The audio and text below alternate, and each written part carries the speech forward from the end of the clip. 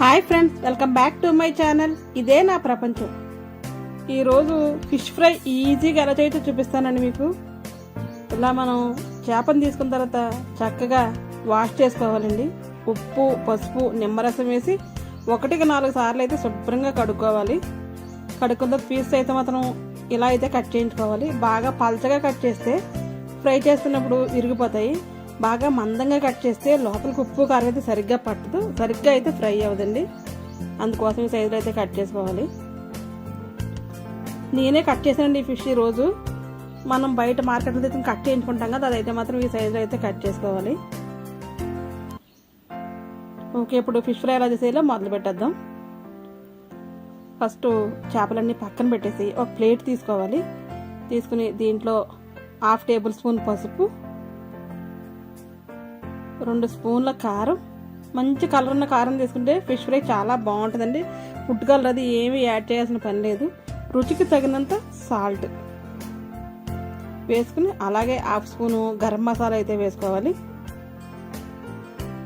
ఇప్పుడు 1 spoon cornflour, 1 spoon మనం బియ్య పిండి ఉంటుంది కదా, ఆ పిండి వేసుకోవాలి. వేసిన తర్వాత 1 స్పూను అల్లం వెల్లుల్లి పేస్ట్ వేయాలి. వేసి ఇది బాగా కలుపుకోవాలి. కొద్దిగా వాటర్ వేసుకుంటూ కలుపుకోవాలండి. ఇది గట్టిగా ఉంటే కనుక చేప ముక్కలకి సరిగ్గా మసాలాలు అయితే సరిగ్గా పట్టవు. అందుకు కొద్దిగా లూజ్గానే కలుపుకోవాలి. కొద్దిగా వాటర్ యాడ్ చేసుకుంటూ ఇలా ఒక ఫైన్ పేస్ట్ లాగా అయితే కలుపుకోవాలి. చాలా ఈజీ అండి. ఈ మిశ్రమం మనకి కలుపుకోవడం వచ్చుంటే ఫిష్ ఫ్రై చేయడం చాలా ఈజీ అనమాట. ఇలా కలిపేసుకుని మొత్తం చేప ముక్కలన్నిటికీ బాగా పట్టించాలి. ఇదే మసాలా చేప ముక్కల మీద కూడా వేసేసి కలుపుతారండి, అదైతే సరిగ్గా పట్టదు. ఇలా మనం ప్లేట్లో మిక్స్ చేసుకుని కనుక వేసి ప్రతి పీస్కి ఇలా అప్లై చేసి పక్కన పెట్టేసుకుంటే, ఇలా అప్లై చేసి మనం బాక్స్లో పెట్టి ఫ్రిడ్జ్లో స్టోర్ చేసుకున్నా సరే 4 రోజులకు ఒకసారి అయితే ఫ్రై చేసుకోవచ్చు అండి. అలా అని ఎక్కువ రోజులు ఉంటాయని కదా, ఒక 4-5 రోజులు అయితే ఉంచుకోవచ్చు ఫ్రిడ్జ్లో, నో ప్రాబ్లం, ఏమి అవ్వదు. మనకి 4 పీసులు కావాలంటే ఎప్పుడు కావాలంటే అప్పుడు అయితే వేడిగా ఫ్రై చేసుకోవచ్చు. లేదంటే అన్నీ ఒకసారి కూడా ఫ్రై చేసుకోవచ్చు అండి. ఇలా మ్యారినేట్ చేసి పెట్టుకుంటే ఫ్రై చేసుకోవడం చాలా ఈజీ అవుతుంది కదా. ఫిష్ ఫ్రై అంటే ఇష్టం లేని వాళ్ళు ఎవరైతే ఉండరు. అలాగే నాకు కూడా ఫిష్ ఫ్రై అంటే చాలా ఇష్టం. మా ఇంట్లో అందరూ కూడా చాలా ఇష్టంగా తింటారు. నేను ఎప్పుడు ఇలాగే చేస్తూ ఉంటాను. మొత్తం పీస్తున్నట్లుగా చక్కగా అప్లై చేసేయాలి. ఇలా చేసేసి కొంతసేపు అయితే మనం అలా మ్యారినేట్ చేయాలండి. దాన్ని మూత పెట్టేసి ఒక 1/2 అవర్ కానీ 1 అవర్ కానీ ఫ్రిడ్జ్లో పెట్టుకోవచ్చు. లేదు ఫ్రిడ్జ్లో పెట్టమంటే బయటనా సరే ఒక 1 అవర్ తర్వాత ఫ్రై చేసుకుంటే ఈ లోపల ఉప్పు, కారం, మసాలాలు అన్నీ కూడా ముక్కకైతే పడతాయండి. ఇలా మూత పెట్టి పక్కనైతే పెట్టేసుకోవాలి. నేనైతే ఫ్రిడ్జ్లో పెట్టలేదండి, బయటే ఉంచాను. మనం ఇప్పుడు ఒక ప్యాన్ పెట్టుకోవాలి. ఈ ఫ్రైకి చెప్పాలంటే నాన్ స్టిక్ ప్యాన్ చాలా బాగా వస్తుందండి, ఫ్రై అంటుకోకుండా. ఇలా మనం చపాతీ కానీ దోశ కానీ కాల్చే ప్యాన్స్ ఉంటాయి కదా, అవి తీసుకుని నేనైతే ఫ్రైకి ఒక ప్యాన్ సెపరేట్గా పెట్టుకుంటాను. స్టవ్ వెలిగించి ప్యాన్ వేడైన తర్వాత కొద్దిగా ఆయిల్ అయితే వేసుకోవాలి.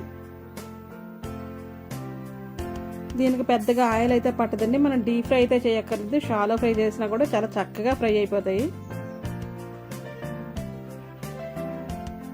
అలా వేసి కొంచెంసేపు వేడైన తర్వాత, అలానే బాగా ఎక్కువగా వేడైతే అయిపోకూడదు, కొద్దిగా వేడైన తర్వాత ఫిష్ వేసేసుకోవాలి. లేదంటే వేసిన వెంటనే ఫిష్ మాడిపోతుందండి.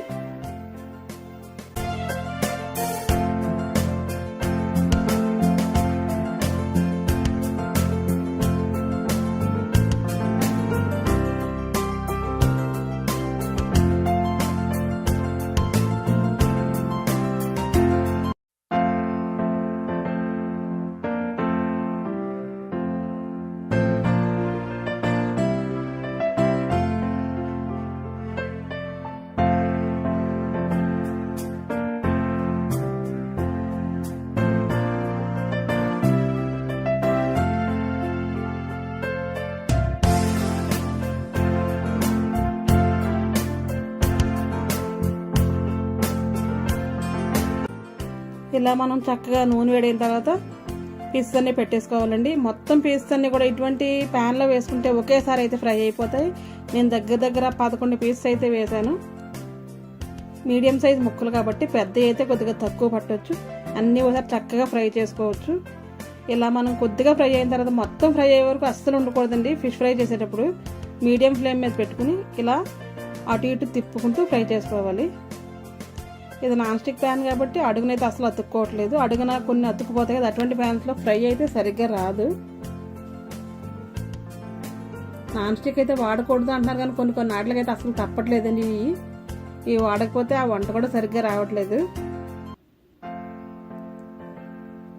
మీడియం ఫ్లేమ్లో పెట్టి ఇలా ఫ్రై చేసుకోవాలి. హైలో పెడితే మాడిపోతుంది, లోలో పెడితే కదా సరిగ్గా కుక్ అయితే అవ్వదు. ఇప్పుడు మళ్ళీ వేరే పక్క అయితే తిప్పుకోవాలి. మనం ఒకే సైడ్ ఎక్కువగా ఫ్రై అయిపోయే వరకు ఉంచి తర్వాత అయితే తిప్పకూడదండి. ఇలా 4-5 సార్లు అటు ఇటు ఫ్రై అయ్యే వరకు ఎంతసేపు కదా అంతసేపుకి అయితే అలా తిప్పుకుంటూ ఉండాలి. ఒక్కొక్క ఫిష్ ఒక్కొక్క రకంగా అయితే ఫ్రై అవుతుందండి. ఒక్కొక్కటి త్వరగా అయిపోతుంది, ఒక్కొక్కటి త్వరగా అయితే అవ్వదు. అది మనం చూసుకుంటూ చక్కగా విరిగిపోకుండా ఇలా 2 స్పూన్స్ తీసుకుని మనం తిప్పుకుంటూ ఉండాలి. చూసారా, పీసెస్ అయితే అస్సలు విరిగిపోకుండా చక్కగా ఉన్నాయి కదా. దాని ఉన్న మసాలా మొత్తం బయటకైతే రాకుండా ఆ పీస్ని అతుక్కుని చక్కగా అయితే ఉంది. ఇలా మనం మొత్తం 2 వైపులు అటు ఇటు తిప్పుకుంటూ చక్కగా ఫ్రై చేసుకోవాలి. మంచిగా ఇలా కుక్ అయిన తర్వాత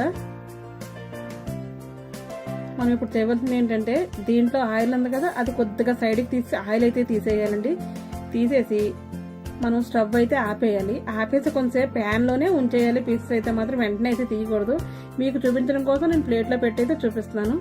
నేను ఆయిల్ తీసేసిన తర్వాత అదే ప్లేట్లో ఈ పీసెస్ వేసి ఇంకొంచెంసేపు అయితే అటు ఇటు తిప్పుకుని ఫ్రై చేయాలండి. ఆయిల్ అయితే ఉండకూడదు, ఎందుకంటే ఆయిల్తో వేసుకుంటే ఫ్రై అయితే అస్సలు తిన్నే వేస్ట్గా అయిపోతుంది. మనం ఏదైనా కర్రీ చేసుకుంటే ఫిష్ కర్రీ అయితే దాంట్లో వేసుకోవచ్చు, లేదంటే పక్కన పెట్టేయడం. ఇంకా నేనైతే ఈవినింగ్ చేపల పులుసు చేద్దాం అనుకుంటున్నానండి. ఈ ఫ్రై చేసిన తర్వాత మిగులుతాయి కదా తల, తోక, మధ్యలో కొన్ని ముక్కలు అవి అయితే పులుసు పెడతాను. దాంట్లో అయితే ఆయిల్ వేసేద్దాం అనుకుంటున్నాను. ఈ ఫ్రై మీకు నచ్చిందండి. నచ్చితే కనుక తప్పకుండా ఒకసారి ట్రై చేయండి, చాలా బాగుంటుంది. మీకు ఎవరికన్నా నచ్చితే మీకు కూడా ఎలా వచ్చింటే నాకు కమెంట్ బాక్స్లో కమెంట్ ఇచ్చేయండి. నా ఛానల్ కనుక ఎవరైనా ఫస్ట్ టైం చూస్తుంటే తప్పకుండా సబ్స్క్రైబ్ అయితే చేసుకోండి. ఛానల్ ఇటువంటి వీడియోస్ మంచి వీడియోస్ చాలా ఉన్నాయండి. ఒకసారి చూసి మీకు తెలిసిన వాళ్ళకైతే మాత్రం షేర్ అయితే చేయండి. ఈ రోజుకి ఇదేనండి వీడియో. మరొక వీడియోతో మళ్ళీ కలుద్దాం. అప్పటి వరకు ఉంటాను. Thanks for watching my channel. మరొక వీడియోతో మళ్ళీ కలుద్దాం. అప్పటి వరకు బాయ్ అండి. ఒక్కసారి టేస్ట్ చేస్తే అదిరిపోయింది ఫ్రై అయితే.